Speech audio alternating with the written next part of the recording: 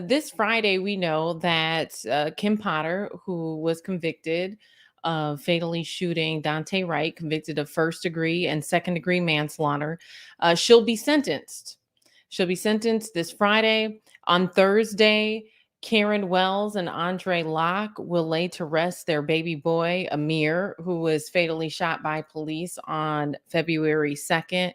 And Ben, Brother Mac, we continue to follow these stories. But one thing, this morning I'd like to talk about that we don't cover a lot is the folks out there who use these tragedies as an opportunity to support officers, to talk about their Mm, support of police. mm, These people usually are seen with the thin blue line flag or, merchandise that says Blue Lives Matter, right? We don't talk about that side of it very often. But those people have shown up at some of the most tragic times mm. to push forth their agenda despite the loss of life. Yeah. Yep. So support. I'm thinking about how many times we see that happen for Black life, and for they show up at funerals and protests. It's surprising to me in one regard, but it's not surprising because America is a system that will protect itself, and there are people who genuinely believe that the police officers who killed these Black men and women are innocent. There are some people who honestly believe in the depth of their hearts. I mean, if they were to stand before their maker and ask whether or not Derek Chauvin deserves to be in jail, they would say no, because they firmly believe in this less than human nature that they try to imbue on Black people. Yeah. And And you go and ahead. sometimes even we've seen these folks play victim. I was covering a Free Kim Potter protest over the weekend where a number of individuals showed up outside of the Shakopee prison. And I'm hearing that they actually got some intel either from the warden or from Kim Potter herself about where to position themselves outside of the prison so that Mm, she could hear them or see them.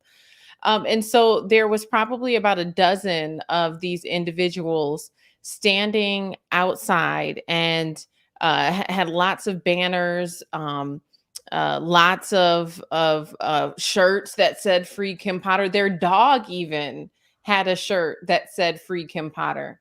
Daunte Wright's family found out about this move to free Kim Potter, and so they showed up. Eventually, the police were called, and what I observed was these individuals trying to act as though Daunte Wright's family was aggressive, mm. but the person who pulled out the mace was there to free Kim Potter. The person who ended up touching another individual was there to free Kim Potter. I want you guys to take a look at what took place over this weekend. Individuals rallying outside of the Shakopee prison trying to make a plea for Kimberly Potter to be released. Take a look. Here to support Kim, not to protest or not to speak about anything that happens. We're here to support Kim. Weird as no, weird as hell.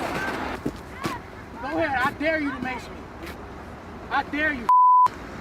Cause it don't make no sense. This baby ain't alive. Yeah, Kim Potter! Kim Potter! Oh yeah, they can't. Are you cover. ashamed? Is that why you're shaking your head? No. No? You don't have nothing to say? Leave Karen alone. Did you call your friends? Get your ass No slapped, touching. bitch. I know The your big fuck body you ass standing up here support. for? You don't look, you ain't scary. Daunte Wright! Daunte Wright! Daunte Wright! We can be loud. There's not a noise ordinance. I understand that. Okay, yeah, we don't have a problem with you guys being in either. Just don't put your hands and push and shove. No one's touched you, Yes, sir. you did, and you pulled your mace out. We're peaceful, sir. No, you're not peaceful. You pulled your mace out. That's peaceful? What's so scared? I'm your color, right? I don't know, are you? I am your color, ain't I? Not even engaging. Did anything wrong. Kim Potter did something wrong. He started it off. He started it? She would have never even pulled him over if it would have just been her. She said that in court. He didn't start shit. Kobe Heisler. You want to talk about Kobe? She's going to have to answer to that. You know the DOJ picked that up. Her little cover up, turn off your body cams, don't say nothing, meet around the corner and everything goes. I guess I don't know a lot about that. It was a mental health call. Then they called the cops. They said, we don't need you. They show up anyway. They killed Kobe. And she pulls up to the scene, turn off your body cams, don't talk in the car, meet around the corner. Are you ready to go home and pull it up yet, or so you want us to leave? Well, I'm asking, at some point, what time are you going to leave? No! Who shut down? Who shut down? They're getting too close to nothing.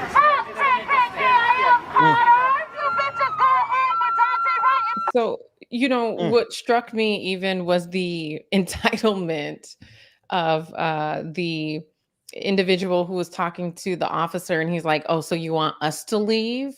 And there was this, it felt like, sense of entitlement that they shouldn't have to leave, that Daunte Wright's family should have to leave. And it's just mind-boggling that, we have gone through the entire judicial process. Kimberly Potter was charged. She was found guilty in a court of law by jurors of her peers. That's right. And yet and still you have this group of individuals who feels like she should be released. Well, Sister George, first of all, good morning. And again, thank you so much for covering this. But, from my perspective, this harkens back, clearly what we all seeing is this disrespect for a Black life. Mm-hmm. But this is the way the American Constitution was built on this principle. And when I say that, I'm not being subjective. I want to make sure that everybody understands that I am completely objective when I say that the American Constitution was built on this principle. All one has to do is go to Article 1, Section 2, Part 3 of the Constitution, where they basically said that we are 3/5 of a man. This form of slavery that was brought forth in this country is the only form of slavery that took the enslaved out of the human equation and reduced the enslaved to chattel property. And that same mindset by which the Constitution of the United States was formed is permeating today. And that is what I see when I see this. Mm-hmm. You can now take a woman who has taken the life of a Black man, and as the woman said, Daunte Wright didn't do anything wrong. Kim Potter did something wrong. And now that we want to hold her accountable, now that we want to hold history accountable, you got these folks who says, no, she is right. The rules don't apply to you because you're Black. Your history don't matter because it speaks of what we did wrong. We should not be held accountable. And so that is what I see when I see this. And as far as that blue line ain't thin. That blue line is as thick as the history of law enforcement has been in this country as it applies to us. They want to protect themselves. They don't want to hold themselves accountable, and they want to treat us in the same form that the Constitution was formed, in the fact that we are less than human and we don't deserve the accountability when one, as you so aptly stated, Sister Ford, when one breaks the law, is held accountable, judged, held accountable in a court of law. But that's not fair. Still, let her go. That's right. Yeah, that's right. And they're so confident in their wrongness. That's the thing that blows me away, is that there's a group of people in this country, and I don't know, maybe we're all capable of being that confident in our wrongness, but God help me, I don't want to be that wrong and that loud and put myself in a position where I am now actively harming another family who lost their loved one because my mindset, and when I see those people, I see twisted mentalities. I see people who think that Black life, like Dr. Max said, is less valuable. They'll never say it, but at the end of the day, when you're willing to say a person who has killed someone, who has gone through due process and is now guilty, deserves to be free. And watch this, Georgia, you put us up on this game. All this is leading up to the sentencing this week, if I'm not mistaken, correct? Yeah, that's right. The sentencing is scheduled for this Friday, which we do plan to stream that. So we'll find out how long Kim Potter will serve. And Mm. when we look in Minnesota, I mean, the only other cases we can point to is Chauvin, who was sentenced to 22 years. However, he had harsher charges, right? And then there's Mohammed Noor, who had similar charges as Kim Potter, and these were both two other former officers who were charged and convicted. Mohammed Noor was sentenced to, I believe, 12 years, but he appealed some of his charges, and so I believe his sentence was reduced. So there's a big question mark as to how much time Kim Potter is going to be serving. But this idea that you have people who are advocating for quote unquote blue lives when there is no such thing as a blue life. And Yeah. this is a direct response to the advocacy for Black life. We have this portion of the population that wants to uphold the badge and make it seem as though when you have that badge, you have a right to kill, with impunity. Mm. And this idea that, blue lives matter. Well, there is no such thing as a blue life. At the end of the day, the men and women who wear that uniform can go home and they can take it off.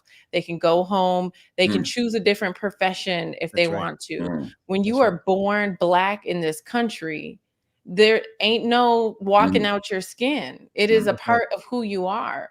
And the way that this society has continuously dehumanized us Mm. and criminalized us, Mm. I think that the folks who are advocating for Black life have every right to protest and to be upset, and continue doing what they're doing, right?